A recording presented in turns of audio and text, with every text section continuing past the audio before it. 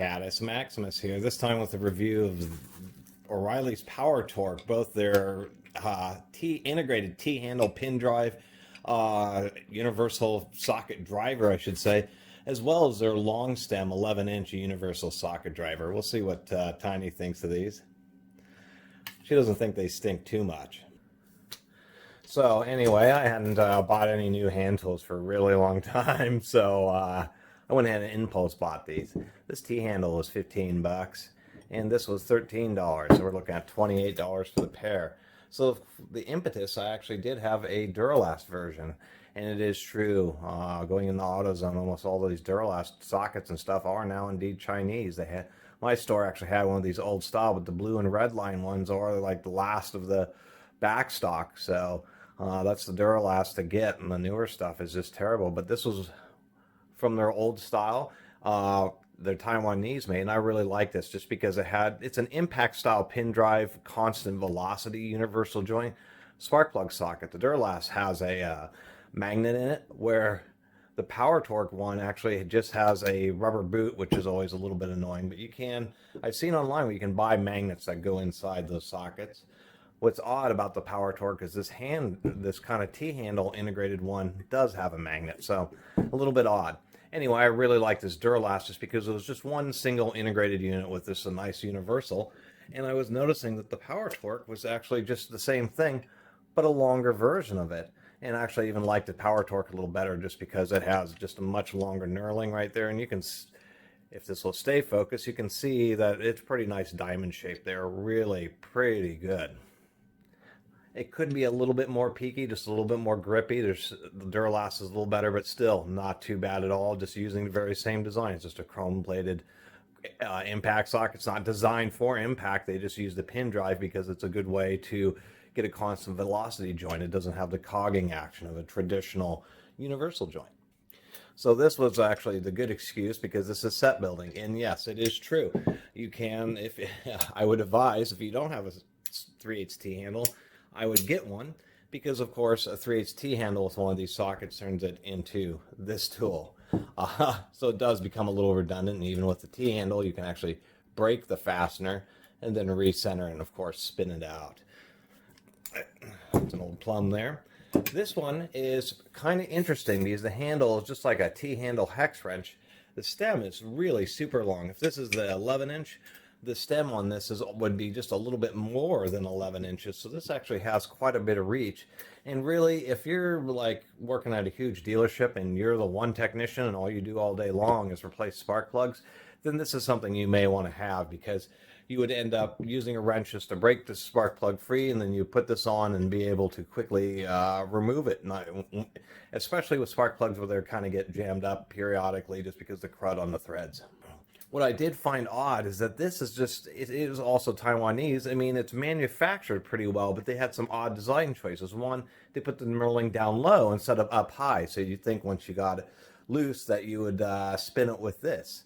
The other thing is that they just machined a normal spark plug socket on this thing, and they still even left the hex, which I thought was just really puzzling. They just drilled out the center of it and used a screw. Surprisingly enough, they just drilled and then tapped that and used a screw. So this one, there's actually screw threads in there, so it does get a little bit chunky in just one of the spots, like right there. It gets, I don't know if you can hear it, can't really hear it, but you can really feel it. It gets a little bit chunky, and I thought that's odd because inevitably this screw will give you trouble because it's only threaded into just a really tight cross section right there.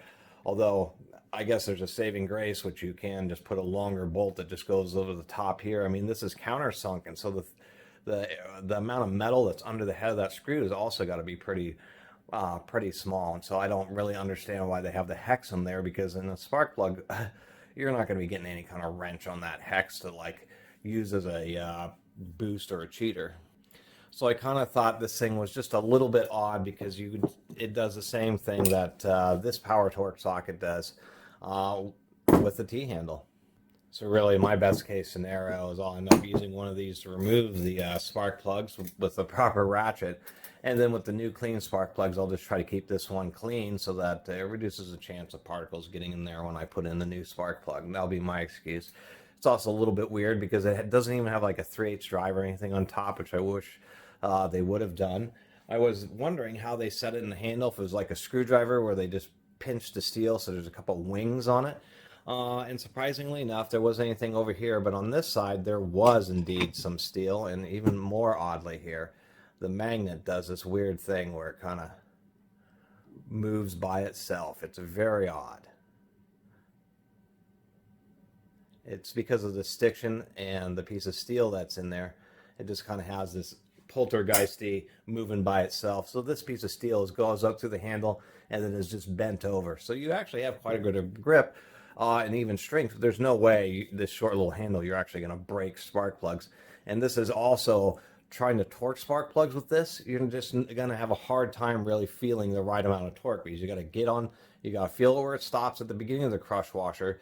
You got to screw it down until you feel that crush washer stop collapsing, and then you got to give it just a little bit more torque than that. And, you know, there are torque specs for spark plugs. They aren't particularly high, but you do want them to seal.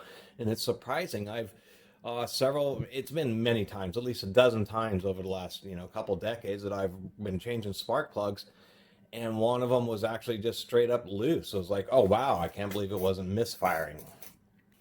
And then, of course, I did have this. There are these types of universal sockets really go along with these really long sockets, and it's the whole deal with them is they're for convenience. It's just easier to grab a socket that has an integrated universal in it versus, stacking an extension and an impact universal and a spark plug socket, or, digging up the locking extension. These are all, tied together so they don't end up getting stuck on the spark plug. Which oftentimes happens, particularly with the rubber boot ones. I will say that they were smart on this PowerTorque. They knew it wasn't for impact, so what they did is instead they machined down a lip on the edge of that socket, so when they put in the pin retention ring, it sits almost flush with the outer wall of the socket, so that shouldn't interfere with the spark plug bores. And so that's really what I thought this was handy for. I thought, wow, this is pretty cool. This seems about be the same build quality as the old Duralast. And basically it's set building, and it gives me a longer version of these pretty rare universal pin drive sockets. And I was looking online, I'm actually surprised. You'd think some company out there would have had a set of, say, a 4-piece set of these. And maybe one day we'll see something like that. Anyway, that was my review of both these PowerTorque tools, and really how this one for 15 bucks looks neat, but really has a very limited actual use because it's just a redundant tool.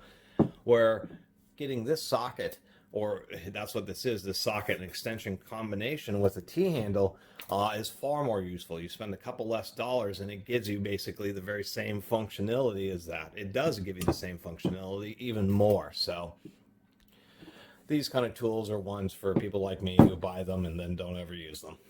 Anyway, I really appreciate everybody who's been watching and subscribing and supporting the Catus Maximus channel. And if you haven't subscribed, please do.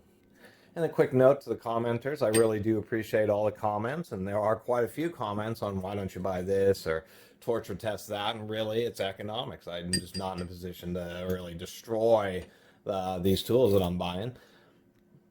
But I would be happy to. All you have to do is go to that link in the bottom of any video, the Teespring store, and maybe buy a t-shirt or something, and that would help me build up enough funds to do some of those other tests, or to do more requested kind of tool reviews. You can even straight up donate without buying anything, but I do have coffee cups and t-shirts. But I just wanted to put that out there.